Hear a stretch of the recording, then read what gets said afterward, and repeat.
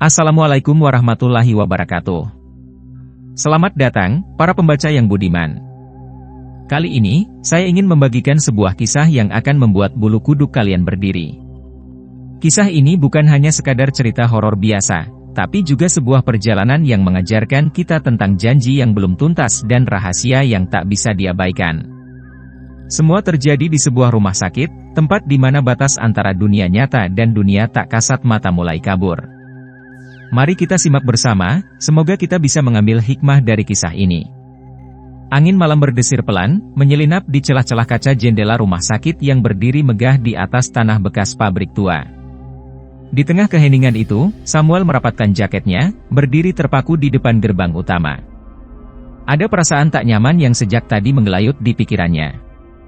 Entah karena hawa dingin yang menusuk tulang, atau bayangan kelam yang berkelebat di sudut matanya. Malam itu, seperti biasa, ia bertugas di bagian housekeeping. Seharusnya, semuanya berjalan normal, seperti malam-malam sebelumnya. Namun, ada sesuatu yang berbeda. Sejak sore tadi, beberapa perawat bercerita tentang suara-suara aneh dari lantai atas. Ada yang mendengar langkah kaki, ada yang merasa dilihat dari balik tirai ruangan kosong, bahkan ada yang bersumpah melihat sosok bayangan di koridor yang seharusnya tak berpenghuni.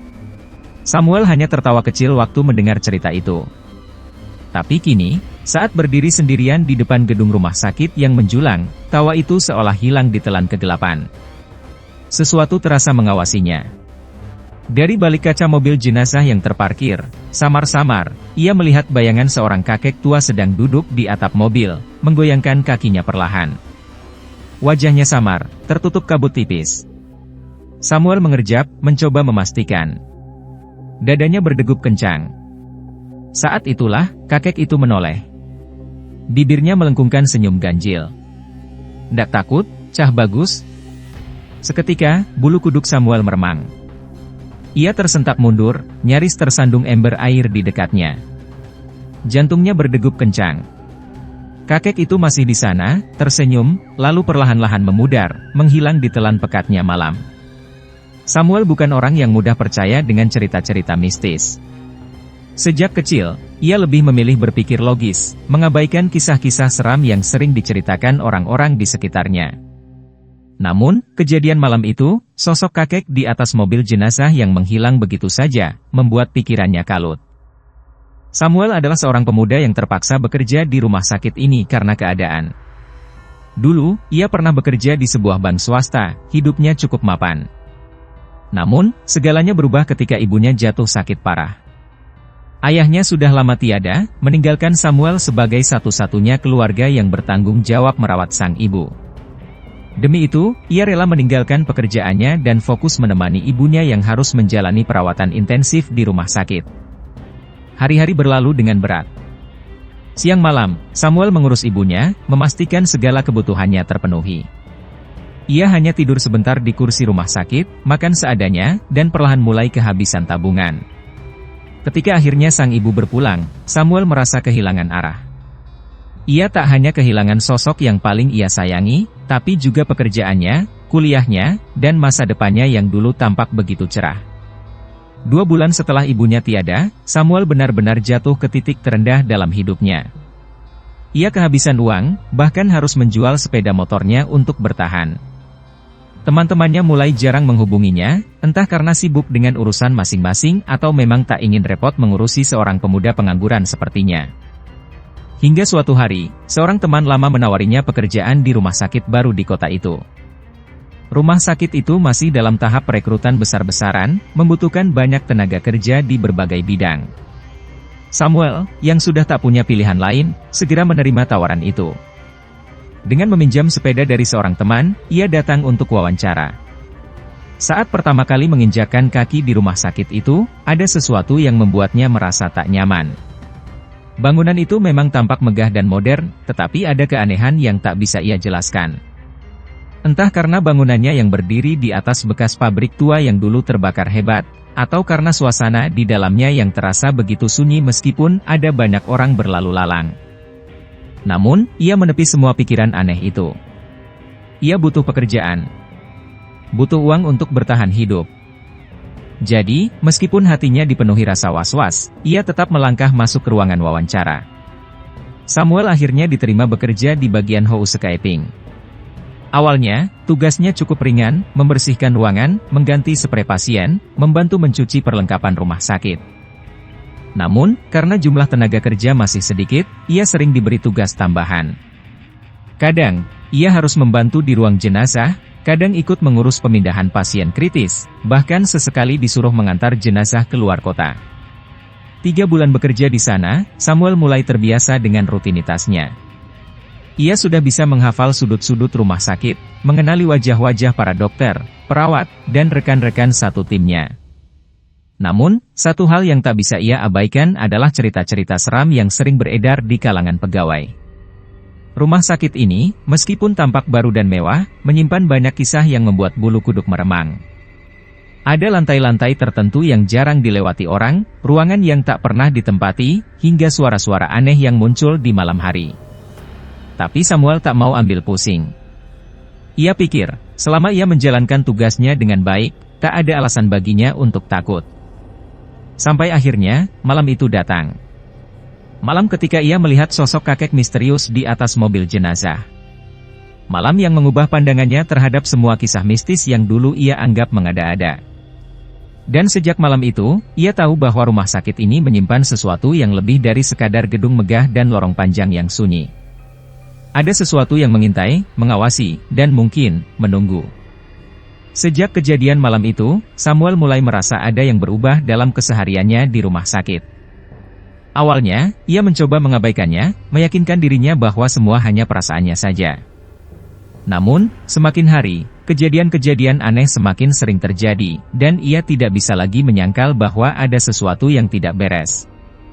Pagi setelah melihat sosok kakek di atas mobil jenazah, Samuel datang bekerja seperti biasa. Ia berusaha bersikap normal, tapi dalam hatinya, perasaan tidak nyaman masih mengendap.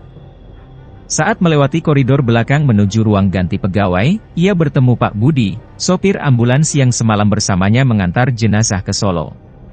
"Kau tidur nyenyak, Sam?" tanya Pak Budi sambil menyeruput kopi di cangkir plastiknya. Samuel tersenyum tipis. "Lumayan, Pak. Tapi masih kepikiran kejadian tadi malam." Pak Budi mengangguk pelan. "Aku juga. Entah kenapa rasanya masih ada yang ganjil." Samuel hendak bertanya lebih lanjut, tetapi seorang perawat tiba-tiba datang tergesa-gesa. Wajahnya pucat, napasnya memburu. "Pak Budi, Samuel, ada kejadian di ruang jenazah. Bisa bantu sebentar?" Tanpa banyak bertanya, mereka berdua langsung mengikuti perawat itu. Begitu sampai di ruang jenazah, mereka melihat beberapa pegawai berkumpul di depan pintu. Salah satu dari mereka adalah Pak Tony, sopir ambulans lainnya, yang wajahnya terlihat lebih pucat dari biasanya. "Ada apa, Pak?" tanya Samuel. Pak Tony menelan ludah. "Tadi pagi, aku mau nyuci mobil jenazah. Pas aku buka pintu belakangnya, kain kafan itu sudah nggak di dalam peti. Padahal tadi malam aku sendiri yang memastikan jenazah itu sudah dikuburkan di Solo." Samuel merasakan tengkuknya meremang. "Maksudnya, kain kafan yang mana?" Pak Tony menarik napas dalam-dalam sebelum menjawab, "Kain kafan jenazah kakek yang kita antar tadi malam." Ruangan tiba-tiba terasa lebih dingin. Semua orang saling berpandangan, mencoba mencari jawaban yang masuk akal. "Siapa yang terakhir masuk ke sini?" tanya salah satu pegawai. Tak ada yang menjawab. Ruang jenazah seharusnya terkunci, dan hanya beberapa orang yang memiliki akses ke dalamnya. Jika benar ada seseorang yang masuk dan mengambil kain kafan itu, siapa dia? Dan yang lebih penting, untuk apa? Samuel mencoba berpikir jernih. Mungkin ada yang iseng atau ada kesalahan pencatatan. Kita cari di sekitar sini dulu. Mereka mulai memeriksa ruangan, membuka lemari penyimpanan, dan mengamati lantai dengan seksama. Namun, kain kafan itu tidak ditemukan dimanapun. "Jangan-jangan," gumam seorang pegawai, suaranya bergetar. "Kakek itu belum benar-benar pergi." Samuel menoleh tajam. "Maksudmu?" Pegawai itu ragu-ragu sebelum melanjutkan, "Aku pernah dengar cerita, kalau seseorang meninggal tapi ada urusan yang belum selesai, arwahnya bisa kembali. Dan kalau dia kembali, dia akan mencari sesuatu yang masih tertinggal. Sunyi. Tak ada yang berani menanggapi. Di tengah keheningan itu, suara keras tiba-tiba terdengar dari dalam ruangan jenazah, seperti sesuatu yang jatuh ke lantai dengan dentuman keras. Semua orang tersentak. Pak Tony mundur selangkah, tangannya gemetar. Samuel menelan ludah. Dengan langkah hati-hati, ia membuka pintu ruang jenazah dan melangkah masuk. Cahaya lampu putih menerangi ruangan, tetapi entah kenapa, ruangan itu terasa lebih gelap dari biasanya. Ia berjalan pelan, menajamkan pendengarannya. Lalu, tepat di tengah ruangan, ia melihatnya. Kain kafan itu tergeletak di lantai, kusut dan kotor, seperti baru saja digunakan kembali. Samuel berdiri mematung, pikirannya berputar cepat. Bagaimana bisa kain kafan itu ada di sini? Siapa yang membawanya? Dan saat itulah, ia mendengar sesuatu. Sebuah suara samar. Seperti desahan napas, dari meja di belakangnya. Dengan jantung berdebar kencang, Samuel perlahan menoleh ke belakang. Dan di sana, terbaring di atas meja jenazah yang seharusnya kosong, sosok kakek itu kembali. Matanya terbuka. Bibirnya tersenyum. Samuel tidak sempat berpikir lebih lama. Ia berlari keluar, meninggalkan ruangan dengan napas terengah-engah, sementara di belakangnya, suara tawa kecil menggema di sepanjang koridor kosong. Samuel terhuyung keluar dari ruang jenazah, dadanya naik turun mencoba mengatur napas yang berantakan. Keringat dingin membasahi tengkuknya meskipun hawa malam terasa menusuk. Suara tawa kecil yang tadi ia dengar masih terngiang di telinganya, seperti gema yang tak mau hilang. Di koridor, beberapa pegawai yang masih berkumpul menatapnya dengan heran. Pak Tony langsung menghampiri, wajahnya penuh kekhawatiran. "Kau kenapa, Sam?" Samuel menoleh, matanya masih dipenuhi ketakutan. Tangannya menunjuk ke dalam ruang jenazah, tetapi saat mulutnya terbuka untuk berbicara, ia ragu. Bagaimana kalau yang ia lihat tadi hanya halusinasinya? Bagaimana kalau semua itu hanya efek dari kelelahan? Ada yang aneh di dalam, jawabnya dengan suara serak. Pak Tony dan beberapa pegawai lain saling pandang. Akhirnya, dengan langkah hati-hati, mereka memasuki ruangan itu. Samuel menahan napas, berjaga-jaga di ambang pintu. Lampu masih menyala terang. Kain kafan yang tadi dilihatnya tergeletak di lantai kini sudah tidak ada. Meja jenazah yang seharusnya kosong pun terlihat seperti biasa, tak ada sosok kakek yang tadi ia lihat terbaring di sana. "Mana yang kau maksud, Sam?" tanya salah satu pegawai, wajahnya bingung. Samuel mengedarkan pandangan ke seluruh ruangan. Tidak ada yang aneh. Tidak ada suara. Tidak ada jejak kehadiran kakek itu. "Aku, tadi melihat kain kafan di lantai," katanya pelan, masih belum bisa percaya. "Dan, aku melihat kakek itu, dia ada di sini." Pak Tony menghela napas. "Mungkin kau terlalu lelah, Sam." Samuel ingin membantah, tetapi ia tak punya bukti apapun.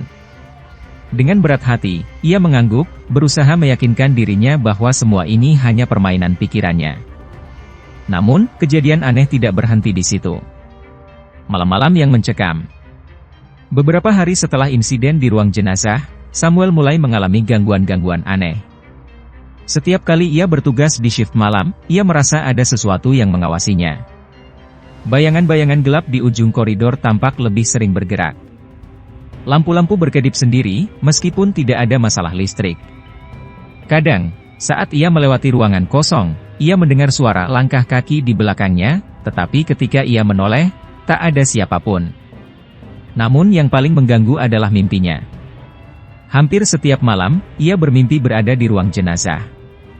Dalam mimpinya, ia berdiri di tengah ruangan, dikelilingi oleh kain kafan yang bergelimpangan di lantai. Udara di sana begitu dingin, napasnya membentuk kabut tipis. Lalu, suara itu datang. "Ndak takut, Cah Bagus?" Samuel selalu terbangun dengan napas terengah-engah, jantungnya berdebar seperti habis berlari.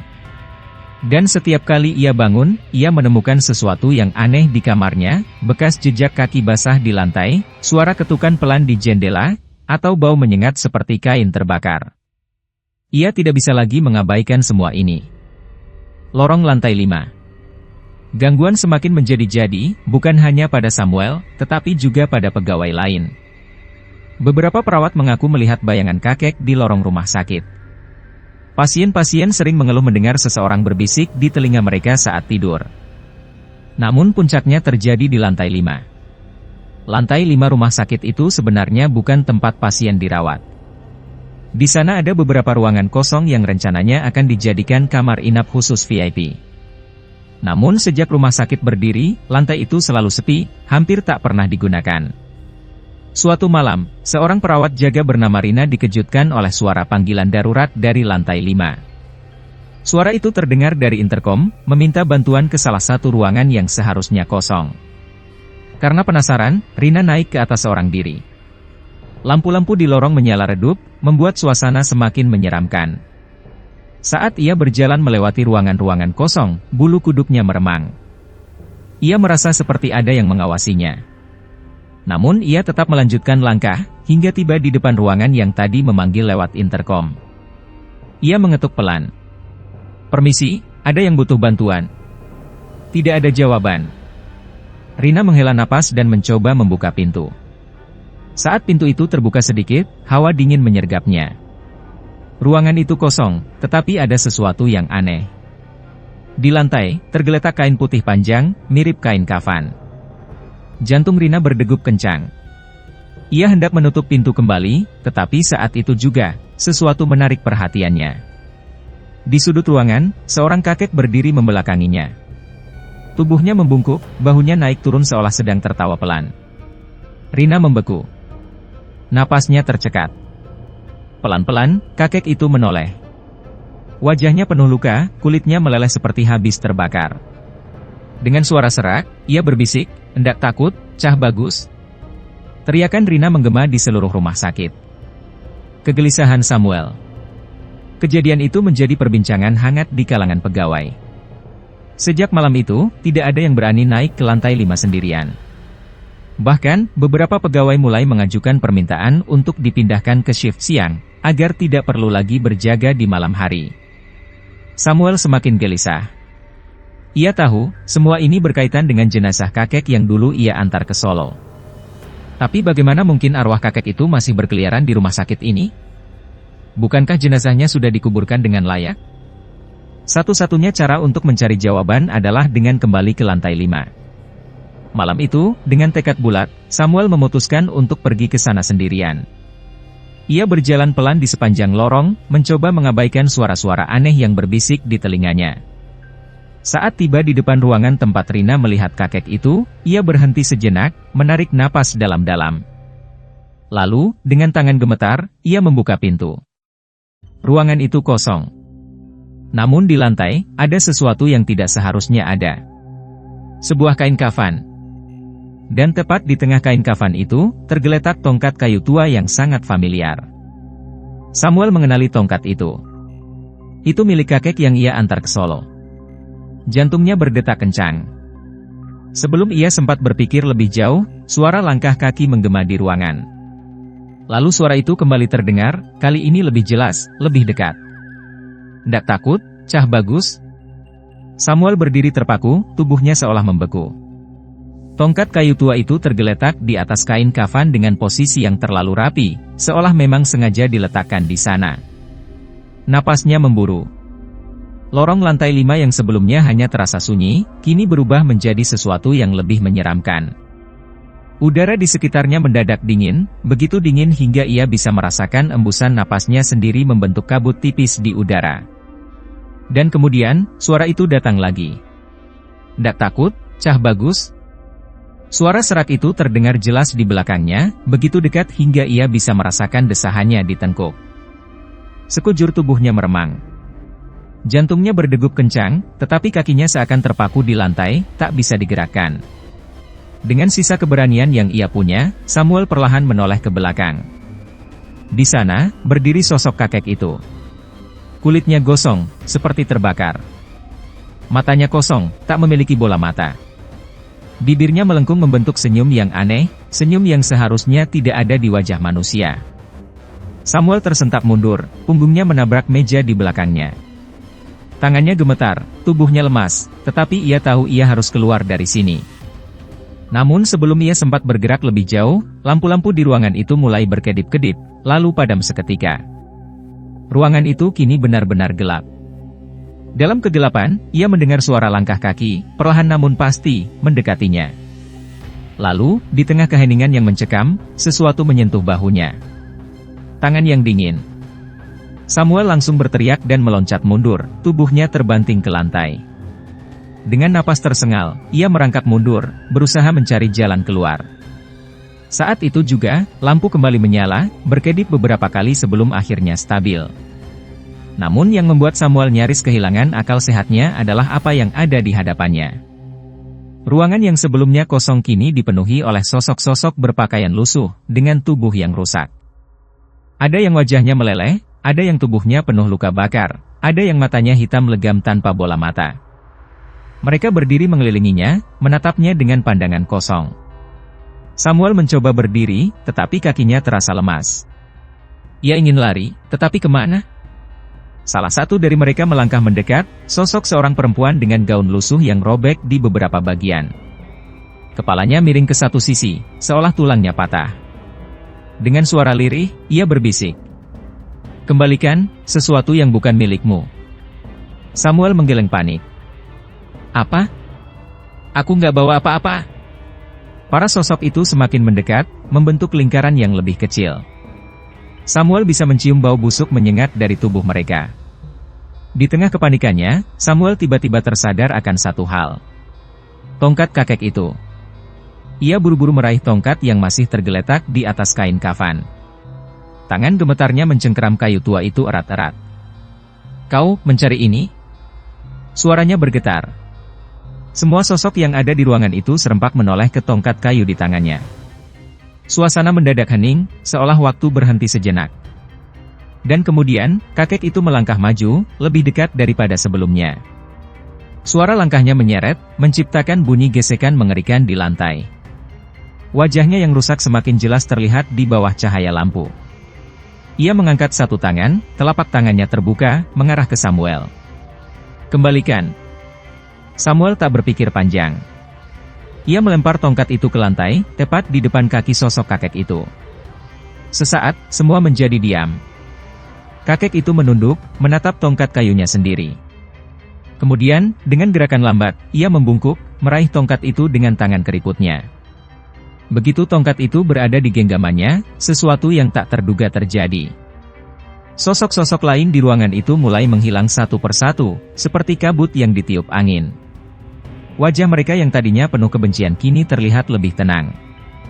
Bahkan si perempuan bergaun lusuh itu tersenyum tipis sebelum lenyap tanpa suara. Dan kemudian, giliran sang kakek. Ia menatap Samuel lama, matanya yang kosong kini perlahan tampak lebih hidup. Bibirnya yang selalu menyunggingkan senyum menyeramkan kini terlihat lebih lembut. Lalu, dengan suara yang lebih jernih daripada sebelumnya, ia berkata, "Terima kasih, Cah Bagus." Tubuhnya mulai memudar, berubah menjadi serpihan cahaya yang melayang-layang sebelum akhirnya lenyap sepenuhnya. Samuel masih terdiam di lantai, mencoba memahami apa yang baru saja terjadi. Napasnya masih berat, tetapi ketakutan yang tadi mencengkeramnya perlahan menghilang. Ruangan kini kembali sunyi. Tak ada lagi kain kafan, tak ada lagi tongkat kayu. Hanya ada dirinya, sendirian, dalam ruangan kosong. Dan untuk pertama kalinya dalam beberapa bulan terakhir, rumah sakit itu terasa lebih ringan, seolah beban yang selama ini menggantung di udara telah sirna. Namun, jauh di dalam dirinya, Samuel tahu bahwa kejadian ini bukanlah akhir.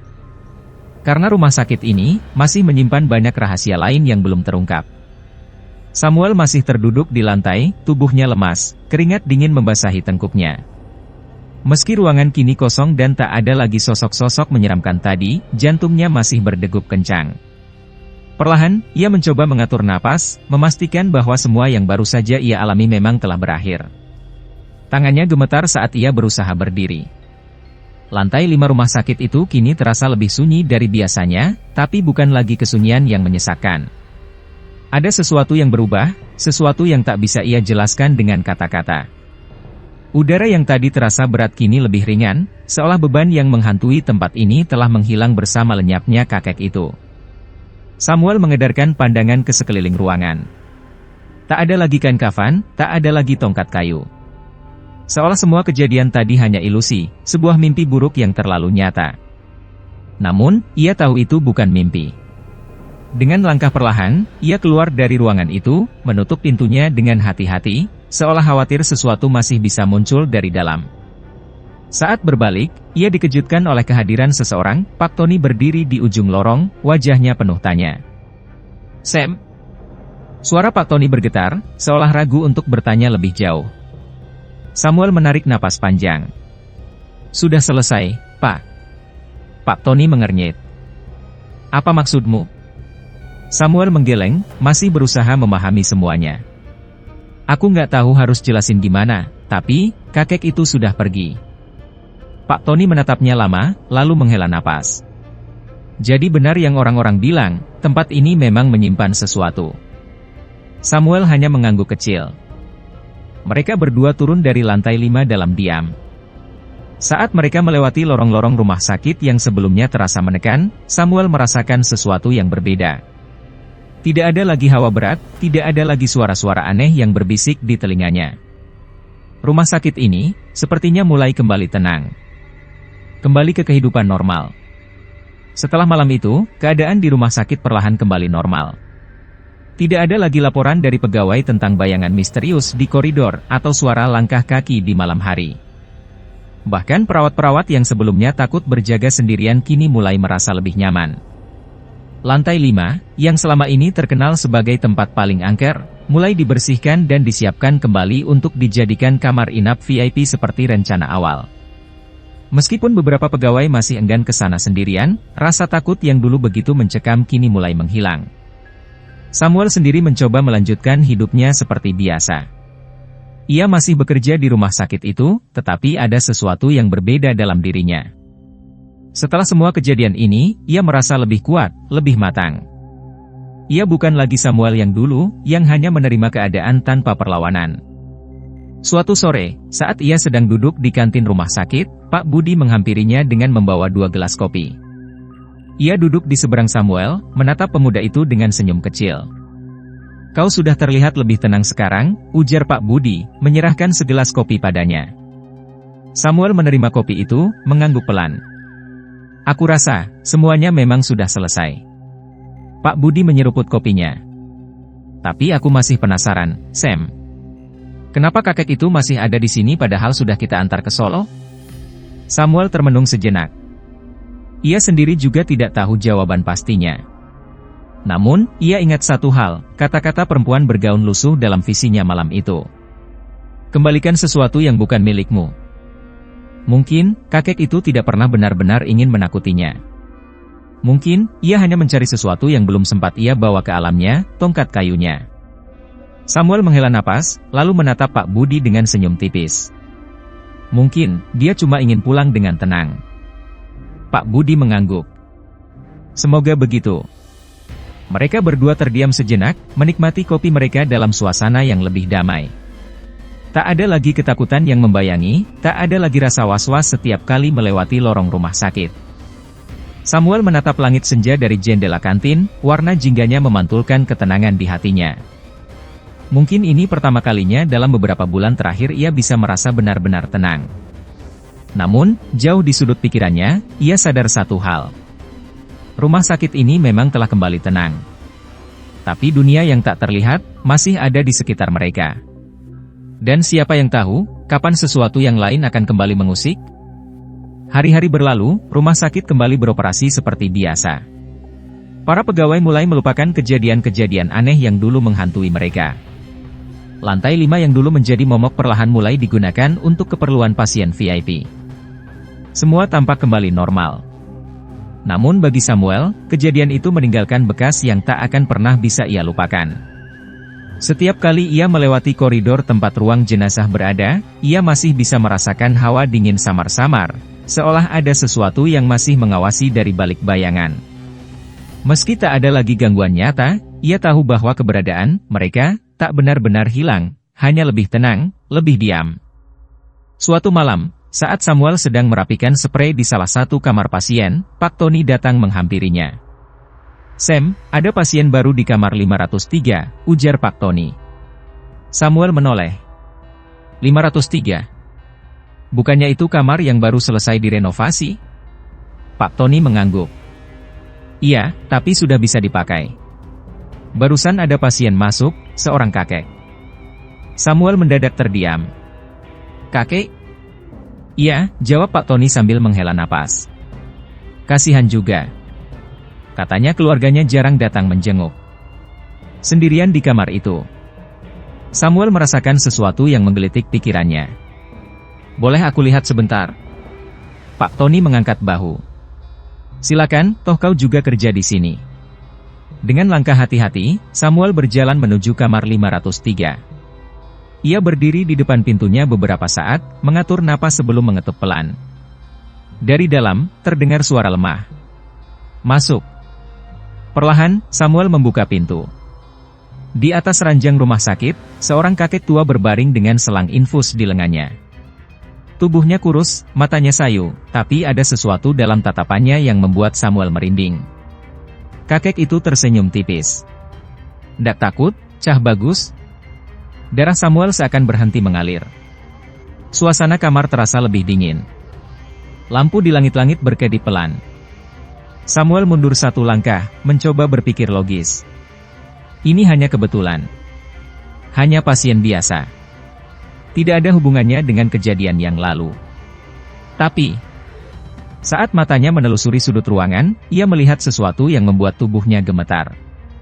Di sebelah ranjang kakek itu, berdiri sebuah tongkat kayu tua yang sangat familiar. Tongkat yang seharusnya telah lenyap bersama pemiliknya. Kakek itu tertawa kecil, suaranya lirih namun begitu menusuk. Terima kasih sudah mengantarku pulang, nak. Lalu lampu kamar mendadak padam. Demikianlah kisah ini berakhir, atau mungkin, belum? Kadang, ada hal-hal yang tak bisa dijelaskan dengan logika. Sebuah janji yang belum terpenuhi, sebuah benda yang tertinggal, atau bahkan seseorang yang tak bisa pergi begitu saja. Semoga kita semua selalu dilindungi dari hal-hal yang tak kasat mata. Jika suatu saat kalian menemukan sesuatu yang terasa janggal, ingatlah, jangan pernah meremehkan pertanda. Wassalamualaikum warahmatullahi wabarakatuh.